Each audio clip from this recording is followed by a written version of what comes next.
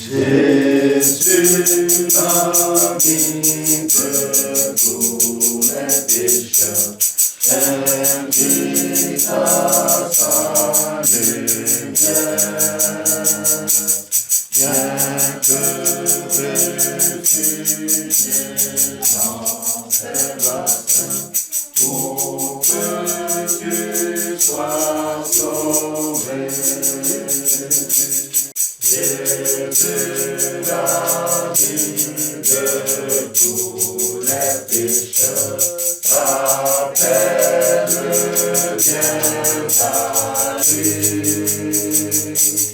À toi la vérité s'attendait, tes combats pour te lire. Attention aux ténèbres dehors, attention à la mort, attention aux pièges du malin. Christ t'attend, viens lui.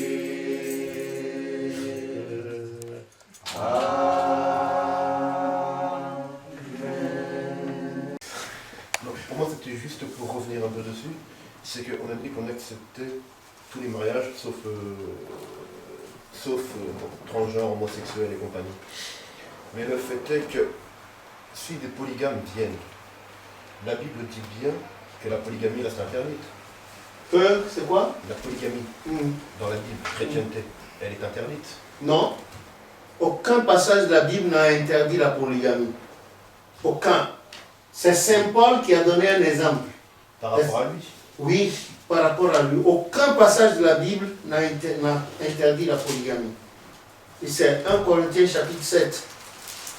Il ne confond pas les gens, on dit qu'il ne veut pas être l'époux.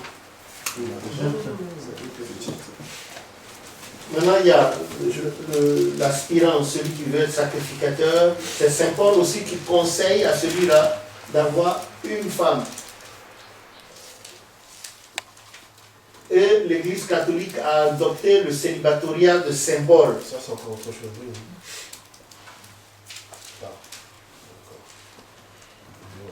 Je vais chercher.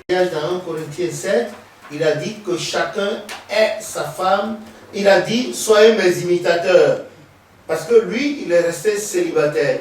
Il a dit, soyez mes imitateurs. Mais pour que vous ne consumiez pas, c'est-à-dire, vous avez envie de faire l'amour, et puis votre sexe bouge sans cesse, la femme chez elle, elle est toujours mouillée, et puis elle pense à l'homme, l'homme pense à la femme. Saint Paul a dit, pour éviter cet état qui est un état de pécheur, là, de péché, il vaut mieux que chacun se marie, ait sa femme, et chaque femme ait son... C'est lui qui a dit ça. C'est un conseil. Voilà. On va chercher ta vie. Ici, la polygamie ne va pas à la mairie. Ce n'est pas légalisé à la mairie. Sinon, même jusqu'aux Champs-Élysées, là-bas à l'intérieur, leur ancien cuisinier, il avait 4 femmes. Et les 4 se présentent tous les jours. Lui vient le matin, l'autre vers midi, l'autre vers 15 h. Oui, comment le vieux s'appelle? Je crois qu'il est mort, non? Voilà. Donc, ça, donc la polygamie était bonne à l'époque coloniale, où il y avait des propriétés terriennes. Les propriétaires terriens devaient faire de l'agriculture et on avait besoin de beaucoup de mains.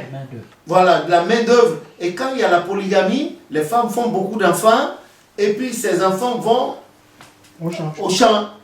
Bon, maintenant, les temps ayant évolué, il est difficile. La polygamie repose d'abord sur le partage équitable des biens. Et c'est en cela que j'apprécie le Coran.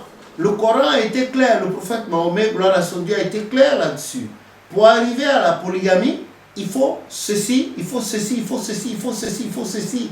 C'est ça. C'est un sens de justice élevé, un sens de l'équitabilité. C'est-à-dire, ce que tu donnes à gauche, c'est la même chose que tu donnes à droite. Tu donnes au vu de tout le monde. Jusqu'au corps. Si tu vas vers elle une fois, tu vas vers elle aussi une fois. C'est ça. Mais aujourd'hui, avec les exigences sociales et socio-professionnelles, je vois un homme en train de faire ça, de pratiquer la polygamie. Même en Afrique, les gens ont plutôt tendance aux histoires de maîtresse, tout ça là. Et c'est là où il y a l'adultère. Parce que ce n'est pas régulier devant Dieu. Cette histoire de maîtresse ou d'amant, ce n'est pas régulier. L'Éternel veut tout ce qui est régulier dans votre vie. Ce que vous faites de façon régulière devant Dieu, les humains, qui est correct, c'est ça qui est reconnu. Mais quand vous êtes marié, que vous avez une maîtresse en bas ou bien elle a un amant en bas, votre personne devient souillée. Parce que les rapports que vous avez avec votre amant ou votre maîtresse ne sont pas acceptés par l'Éternel Dieu par rapport au concubinage dont on parle présentement dans la loi française. On parle du paxé, du concubinage, tout ça là. Alors que les hommes ont changé le vrai sens du concubinage. Le concubinage, la concubine, c'était quoi? C'était ta femme. Elle n'est pas directement sous ton toit. Toi, tu habites ici. Tu as une femme ici. La deuxième maison qui est là, là aussi, t'appartient. Donc, c'est ta femme qui habite là. C'est ta concubine. Voilà. Allez, c'est voir Abraham. David. Ici, c'est ta maison. À côté, là aussi, c'est ta maison.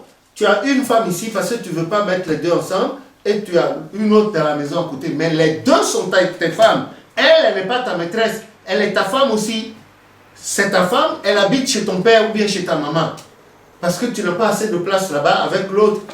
Voilà le sens premier du concubinage. Maintenant, nous là, nous autres intellectuels, avons dénaturé ce sens et on lui a donné un truc que c'est pas, voilà, pas possible. Avec le mariage à l'occidental, le concubinage. Et c'est ça, si vous allez dans les explications que j'ai données, ça a conduit à l'institution du protestantisme africain qu'on appelle les légales. Les Blancs leur ont dit, bon, on peut se marier officiellement, mais avoir... Ils ont dit non, non. Ou nous sommes polygames, ou rien du tout. Mais une femme à la maison est concubine, non, non, non. Assistant leader à Wéry-Joël, fidèle de la paroisse, aussi des Gélets. Moi, j'ai rêvé un peu sur la question de la maman. Si aujourd'hui nous respectons l'Église, moi je pense que nous ne respectons pas l'Église. Parce qu'on peut bien respecter les commandements de l'Église, mais souvent c'est l'orgueil qui fait qu'on n'arrive pas à respecter. Parce qu'aujourd'hui, soit il se dit, ouais, moi je connais, et qui va venir encore m'enseigner? Souvent c'est ça qui fait qu'on ne peut pas respecter les trucs de l'Église. C'est ça qui nous met en erreur.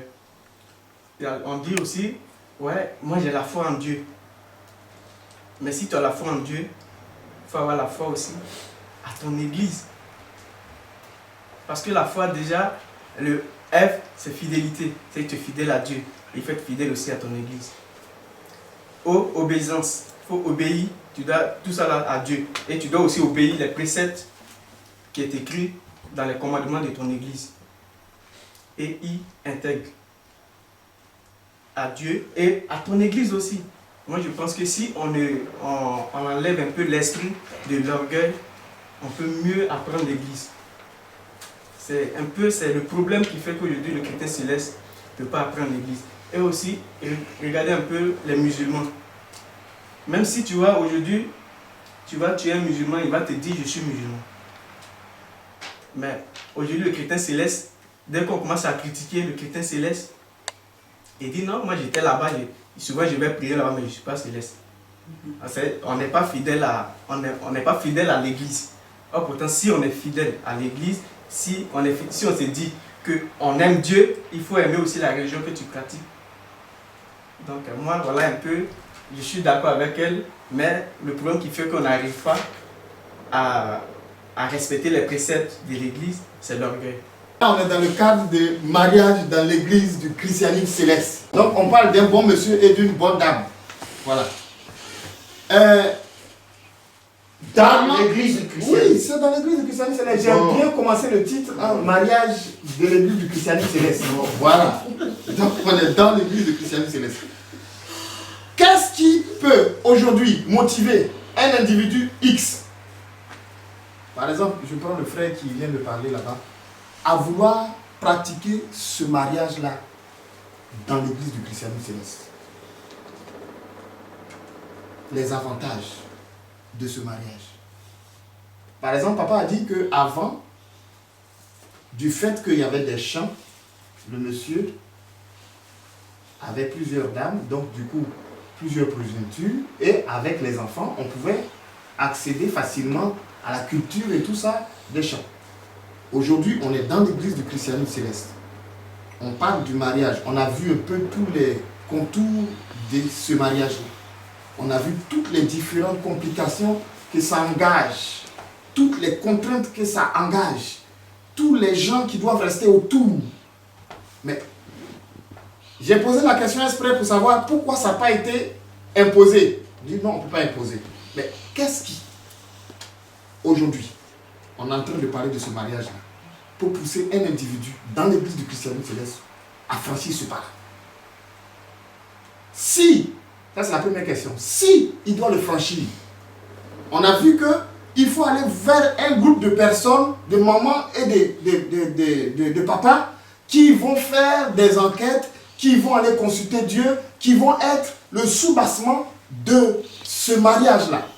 Aujourd'hui, sachant que la liberté est, et que même la majeure partie de nos pères qui doivent être ce soubassement ne sont pas dans le contexte, comment je peux aller prendre ma femme pour lui dire que viens, on va aller voir un tel, alors que sachant que lui n'est pas marié? Il va prendre ma femme. Non, je regrette. Tu tords la discussion. Non, pas. Non, tu ne peux pas dire que ta femme n'est pas encore ta femme. Voilà. Oui. C'est le début. Avant même que tu lui parles, tu consultes l'Éternel d'abord. Voilà. Merci Alex. Tu peux intervenir comme ça. Voilà. Rectificatif. Donc, c'est pas ma femme. Mais comment je peux prendre celle à laquelle j'aspire pour aller trouver quelqu'un pour lui dire, écoute, c'est toi qui vas faire partie de ce groupement de personnes-là? Non, je rectifie encore. C'est pas ça. Oui, vas-y. Oui. D'après l'enseignement que nous avons reçu, le Seigneur leader Richard Benson, d'après l'enseignement que nous avons reçu, quand un homme ou bien une femme rencontre quelqu'un et que leur cœur commence à battre l'un pour l'autre, sans qu'ils aient des relations, ils vont d'abord vers Dieu, pour que Dieu leur fixe par rapport, n'est-ce pas, à leur avenir, par rapport à cette union. On ne parle pas de mariage. Là, on n'est pas dans le mariage. Parce que c'est un préalable pour qu'un homme et une femme, pour ceux qui connaissent l'Église, pour ceux qui servent l'Église, et pour ceux qui sont prudents, pour que Dieu puisse leur dire, parce que c'est Dieu qui connaît le cœur de l'homme et le cœur de la femme. Parce que nous-mêmes, peut-être que toi tu te connais, moi je ne me connais pas moi-même. Moi aussi, je ne me connais pas. Combien de fois la personne que je veux mettre dans ma vie, nous c'est quelque chose qui est complexe. Nous seul seulement Dieu peut nous révéler si, n'est-ce pas, ce cœur-là et le mien peuvent aller ensemble. Nous, on n'est même pas dans la notion, à partir du moment où on veut vivre avec quelqu'un. Parce que c'est un préalable pour tout chrétien céleste. Parce que nous qui avons cet enseignement, nous devons, n'est-ce pas, instruire nos enfants dans cet enseignement-là. Non, tu vas rebondir. Pourquoi je le dis?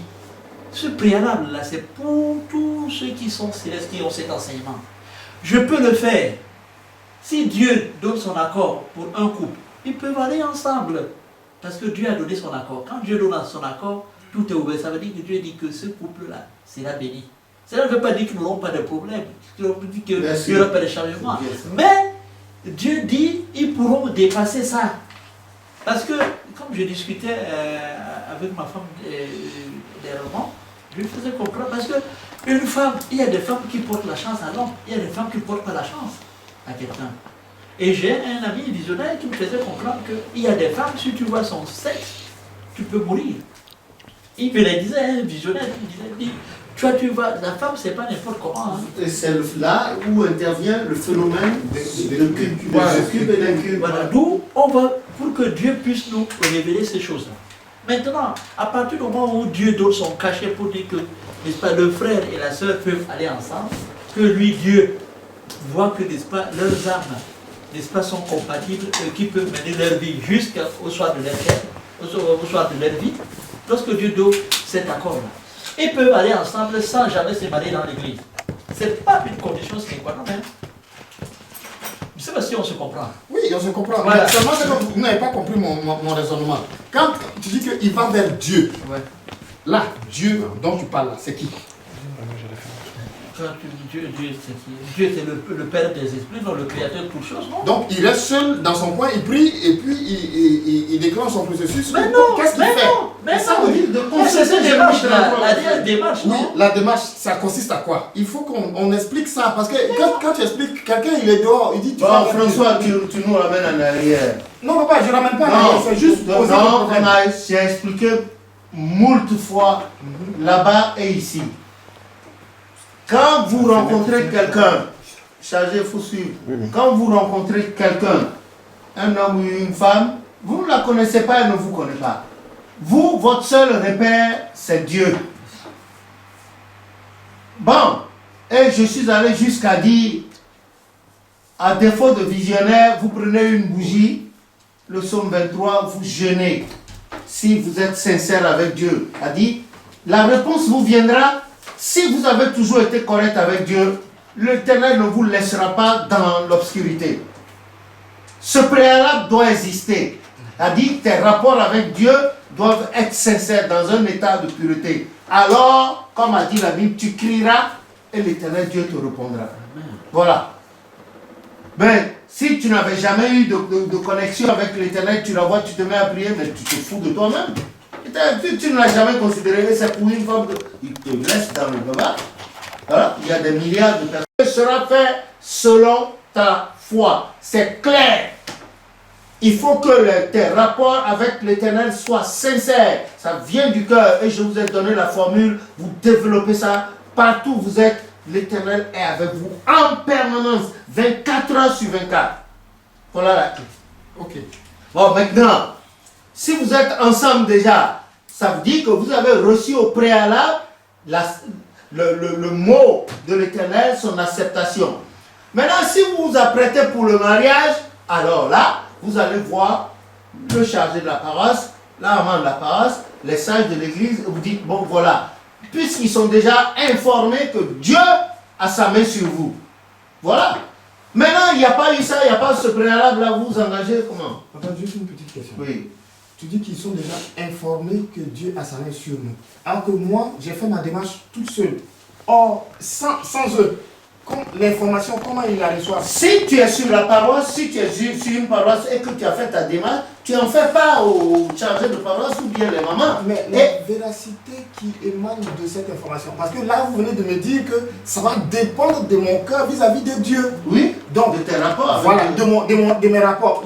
Je fais ça pour que tout le monde comprenne bien. Hein. C'est ça. Parce que, ou je fais avec un certain nombre de personnes la démarche, ou il n'y a pas ce nombre de personnes. Je le fais tout seul avec le psaume 23, comme papa à condition que tes rapports avec voilà. Dieu. Voilà. Donc, maman vient d'expliquer un cas où un monsieur a fait ses choses tout seul et puis un matin il s'est levé 20 ans après, il dit que voilà, il est chose. Donc, ça veut dire qu'il a mal commencé quand il faisait ses démarches vis-à-vis de cette personne-là. Moi, mon problème, c'est que aujourd'hui, qu'est-ce qui peut rassurer un individu à aller vers une tierce personne pour l'aider dans ce cadre-là? Puisque cette tierce personne, même n'étant pas mariée dans le but du christianisme céleste, ou même mariée carrément. Tu vois, c'est ça mon problème. Comment est-ce que quelqu'un qui vient d'arriver va avoir confiance à une autre personne pour lui dire que, écoute, j'ai un projet de mariage, j'aspire pour cette dame-là. C'est ça. Tant qu'il n'y a pas ça, qu'est-ce qui va motiver la personne? Comment il va le faire? C'est pas tout le monde qui arrive à savoir que je suis vis-à-vis de Dieu. Bon. Déjà, au fond de toi, tes rapports avec Dieu sont bons. Et Parce que si tu n'as pas de bon rapport avec Dieu, tu peux rencontrer de bonnes personnes, hein, parce que c'est intitulé personnel. Tu n'auras pas cette réponse-là. C'est pas possible. On ne se moque pas de Dieu. Galates 6, 7. Ce que l'homme aura semé, il le moissonnera. donc, dans cette Et tu ne peux pas parler de projet de mariage si tu ne connais pas le plan de Dieu pour ça. Tu utilises le mot projet. Qu'est-ce qui te permet d'utiliser le mot projet? j'ai pas encore fait le mariage. C'est Ouais, mais une c'est projection de ce que je voudrais. Bon, maintenant, ce que je veux dire, c'est que, tu vois, on va faire la part des choses. L'église du christianisme céleste est un ensemble. C'est vrai, ce que tu dis, si je comprends bien, tu es en train de nous dire que, comme les choses vont mal, quand quelqu'un vient, la personne n'est pas censée savoir vers quelle personne aller pour avoir telle réponse. Et je dis, d'accord, tu as peut-être raison, mais tu es dans l'église du christianisme céleste, déjà il y a ta propre personne, ton investigation, ta motivation personnelle avec cette église-là. C'est important. Et c'est là où je reviens toujours, je suis peut-être entêtée de vous dire ça, mais les préceptes qu'on a donnés à papa, au chauffeur, que l'Éternel lui a donné, il y a beaucoup de choses qui sont contenues dans ces préceptes. Si on connaît cette base-là, on développe ça, les rapports avec Dieu prennent une autre allure. Et maintenant, quand je prie, il n'y a rien à faire. L'Éternel met sur ton chemin, à chaque pas, les personnes qu'il faut pour que tu puisses accomplir ce que tu veux, si cela est conforme à sa sublime volonté. Maintenant, si tu es là, bon, tu as un peu d'ego en toi, tu es devancier, moi aussi je veux être comme tout le monde, je veux grandir les étapes vite, je suis bien, je suis un grand quelqu'un et tout ça là. Déjà, à la base, tu vas avoir en face de toi quelqu'un qui va venir. Mais cette personne, je ne suis pas sûre que ce soit l'Éternel qui te l'emmène.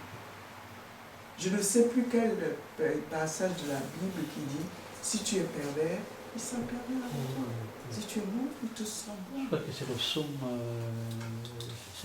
Donc, tu vois, moi ce que j'essaye de t'expliquer par rapport à ça, essaye, tant bien que mal, de trouver de bonnes relations entre toi et l'église du christianisme céleste. Et forcément, tu tomberas sur des devanciers qui sont mariés, peut-être. Mais ce sont les avantages, ça. Il ne faut pas chercher plus haut que... Parce qu'on ne sait pas. Soyons sincères, soyons vrais dans ce que nous voulons. Qui est céleste? Est-ce que tu crois que tu es céleste? Lui là. Il est un prophète. Il est pas céleste. Il est un prophète. S'il te plaît. Il est provénois. Il boit du vin là-bas. Comme ça. Que le nom de l'Éternel soit béni. Amen. Voilà. L'avantage du mariage, ce n'est pas une question. Une fois qu'on parle d'avantage du mariage, qu'on doit matérialiser ça, ce n'est plus un mariage. Parce que le premier matériel que Dieu a créé, c'est nous. La terre, c'est du matériel. Et à nous, la différence, c'est qu'il n'a pas mis son souffle dans le mur. Il a mis son souffle en nous. Adam était seul. Il s'occupait des animaux. Par paire, par couple. Et le soir, tous les animaux rentraient dans leur coin. Et c'était lui qui donnait les noms. Mais lui, parmi les animaux, il n'y avait pas de semblable à lui. Et l'Éternel a dit, je vais faire quoi? Une aide. L'Éternel a dit, je vais lui faire une aide. Et c'est le côté féminin de l'Éternel que l'Éternel sort. C'est ce que les gens ne savent pas. Et il parle de la femme comme étant la créature faible. Vous là, vous ne direz plus jamais ça. Une fois, j'ai lu dans un journal tout à l'heure, ça fait longtemps, le couple est ensemble, ils n'ont jamais eu d'enfant. Et leur âge est avancé. Un jour, la femme, on voit le ventre commencer à sortir. Vous savez combien d'enfants il a sorti? 7. Et les 7 sont bien portants. J'ai lu ça tout à l'heure sur Internet. 7. Maintenant, nous parlons du mariage strictement chrétien céleste. Nous ne parlons pas des mariages avec avantage matériel. Si tu fais tel mariage avec telle fille parce que ses parents sont et tu vas avoir les papiers, ou bien les parents vont te nommer directeur d'une de leurs compagnies, ou bien les parents vont ou bien la fille, on lui demande, il faut tout faire pour épouser tel type, parce qu'il est métis, parce qu'il est ceci, ses parents, ça là, nous ne sommes pas dans ce mariage, nous ne parlons pas de ça. Ça, c'est des formes, d'autres formes de mariage. Mais ce qui nous regarde dans l'église du christianisme céleste, c'est le mariage strictement monogamique, sans divorce. Et pour ce faire, pour qu'il n'y ait pas le divorce, il y a des précautions préalables à prendre. Consultez l'Éternel à propos des deux. Que l'Éternel dise son mot et dire qu'est-ce qui va se passer. Et les deux soient informés, vous êtes informés, et après vous célébrez votre mariage tout en tenant compte chaque jour des avertissements de l'Éternel. Terminé. C'est cela. Le mariage dans l'église christienne, c'est le divorce. Là, vous voulez prendre la parole. Bon. Je vais d'abord essayer de répondre. Mais papa, je devrais revenir parce que papa répond. Non, vas-y. Donc, si quelqu'un n'est pas d'accord, il lève la main, il intervient. Il faut que ça soit mouvementé là. bon, à part ce que papa a dit qui est exactement la réponse. Mais subsidiairement, je vois les avantages dans l'église. C'est-à-dire que ce qui se conçoit dans la sincérité ne peut pas aboutir à autre chose. Or, le mariage... Non, je ne suis pas d'accord. Parce que quand même si tu es sincère, tu vois une femme, elle est sincère. Tu es sincère, elle est sincère. Il n'est pas dit que l'Éternel appose forcément son cachet. Parce que c'est une histoire d'esprit. Ce que je voulais dire justement. Les avantages qu'il y a dans l'église céleste sont beaucoup plus spirituels que matériels. Je m'explique. C'est-à-dire que si celui qui a conçu de se marier selon les procédures célestes et les conceptions célestes, parce que le mariage céleste, c'est ce que Dieu a révélé et a réservé pour ses enfants qu'il aime. D'abord, c'est un mariage qui agit dans l'amour. C'est ce que je crois. Premièrement. Deuxièmement, ce que Dieu a révélé risque d'arriver, c'est-à-dire que les hommes, l'homme et la femme vivent longtemps unis et dans la fidélité. Bon, à part les incidents qu'on disait tout à l'heure que chacun a une histoire par rapport à ce que chaque mariage a son histoire. Bon, à part cela, mais en général, c'est parti du bon pied pour que la réussite soit au bout. Ça, c'est l'avantage. Alors que la femme que l'homme a choisie et que Dieu a attestée après consultation, c'est une femme vertueuse que décrit Jérémie. Une femme, dès que tu te réveilles, elle a déjà tout conçu. C'est-à-dire, c'est la joie de tous les jours. C'est-à-dire, c'est l'absence de querelle. C'est-à-dire, considération réciproque et mutuelle. Responsabilité partagée. C'est-à-dire que dès que l'homme, je ne veux pas seulement verser le côté de l'homme, mais l'homme aussi fait sa part. Comme je fais à la maison par exemple. Ça, je peux l'attester.